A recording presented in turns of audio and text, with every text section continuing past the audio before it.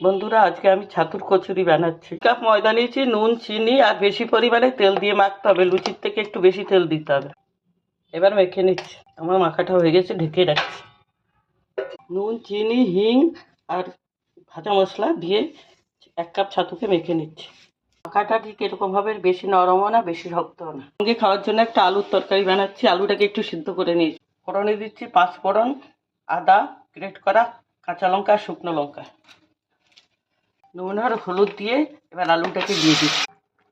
হিং, ভাজা মশলা, চিনি দিয়ে দিচ্ছি। তরকারিটা একটু মিষ্টি মিষ্টি হয়। পুরটাকে ভরে নিচ্ছি। খুব বেশি পুর দিলে হবে না, তাহলে হয়তো ফেটে যেতে পারে।